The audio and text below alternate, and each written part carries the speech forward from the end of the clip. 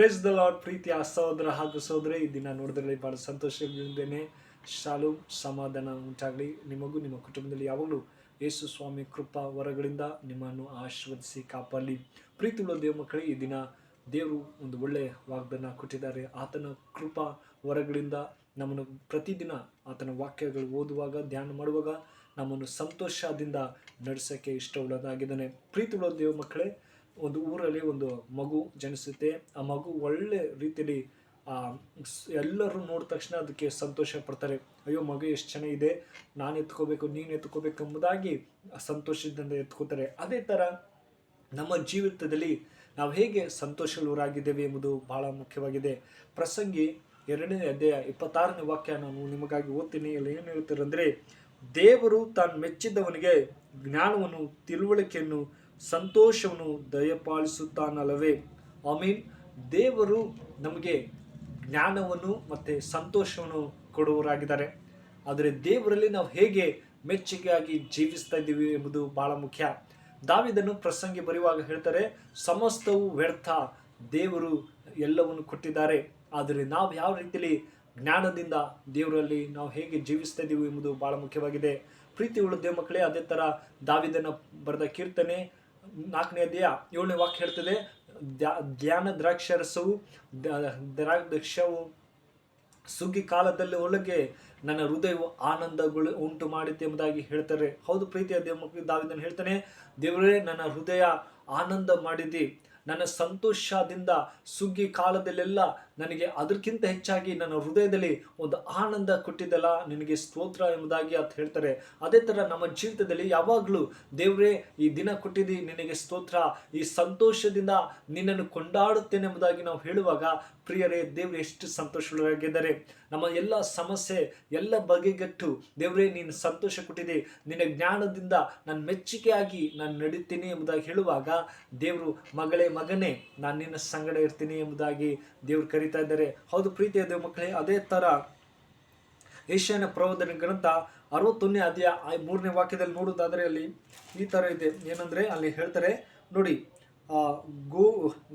ದುಃಖಿತರೆಲ್ಲರನ್ನು ಸಂತೈಸುವುದಕ್ಕೂ ಚೀಯೋನಿನಲ್ಲಿ ಶೋಕಿಸುವವರಿಗೆ ಬೂದಿಗೆ ಬದಲಾಗಿ ಶಿರೋಭೂಷಣ, ದುಃಖದಲ್ಲಿ ಆನಂದ ತೈಲ. ಹೌದು ಪ್ರೀತಿಯ ದೇವ ಮಕ್ಕಳೇ, ಈ ದಿನಗಳಲ್ಲಿ ಎಷ್ಟು ನೀವು ದುಃಖದಲ್ಲಿದ್ದೀರಿ, ಆದರೆ ಅದ್ರ ಬದಲಾಗಿ ಸಂತೈಸುವಂಥ ದೇವರು, ಅದ್ರ ಬದಲಾಗಿ ಆನಂದ ತೈಲವನ್ನು, ಮತ್ತೆ ಏನಂತಾರೆ, ಶೋಕಕ್ಕೆ ಬದಲಾಗಿ ಬೂದಿಗೆ ಬದಲಾಗಿ ಶಿರೋಭೂಷಣ ಅಂದರೆ ಆಶೀರ್ವಾದ, ಒಂದು ಒಳ್ಳೆ ವಸ್ತುಗಾಗಿ ಕೊಡುವಂತಹ ಸರ್ವಶಕ್ತನಾಗಿದ್ದಾನೆ.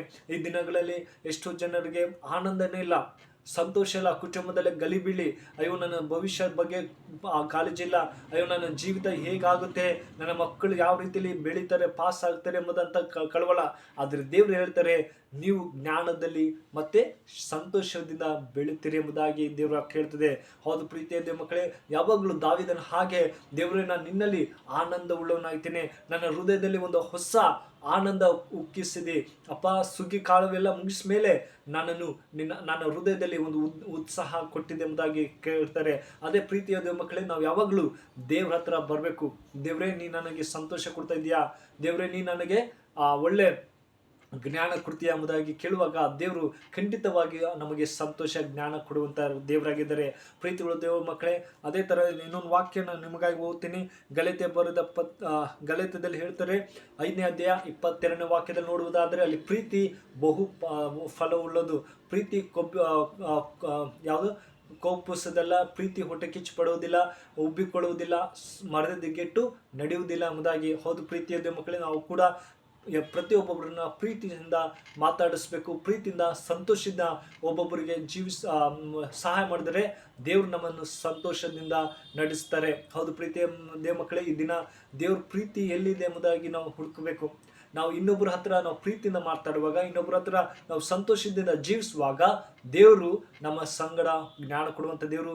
ನಾವು ಆತನ ಮೆಚ್ಚುಗೆ ಆಗ ರೀತಿಯಲ್ಲಿ ನಡೆಯೋಕ್ಕೆ ಸಾಧ್ಯ.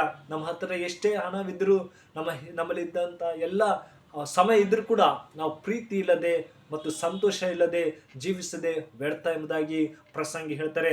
ಹೌದು ಪ್ರೀತಿಯ ದೇವ ಮಕ್ಕಳೇ, ನಾವು ಆತ್ಮಿಕವಾಗಿ ಸಂತೋಷ ಜ್ಞಾನದಿಂದ ನಡೆದರೆ ದೇವರು ನಿಮ್ಮ ಜೀವಿತ ಅದ್ಭುತವಾಗಿ ನಡೆಸ್ತಾರೆ. ಈ ಸುಗ್ಗಿ ಕಾಲದಲ್ಲಿ ಅಪ್ಪ, ನಾನು ಸಂತೋಷವುಳ್ಳವನಾಗಿದ್ದೇನೆ, ನನ್ನ ಹೃದಯ ಆನಂದವಾಗಿ ಮಾರ್ಪಡಿಸಿದೆಲ್ಲ ಎಂಬುದಾಗಿ ಕೇಳುವಾಗ ಖಂಡಿತ ದೇವರು ನಿಮ್ಮ ಹೃದಯ ಆನಂದವಾಗಿ ಮಾರ್ಪಡಿಸ್ತಾರೆ. ಈ ವಾಕ್ಯ ನಿಮ್ಮ ಜೀವಿತದಲ್ಲಿ ಆಶೀರ್ವದಿಸಿ ಕಾಪಾಡಲಿ. May God bless you. ಪ್ರಾರ್ಥನೆ ಮಾಡಿಕೊಳ್ಳೋಣ.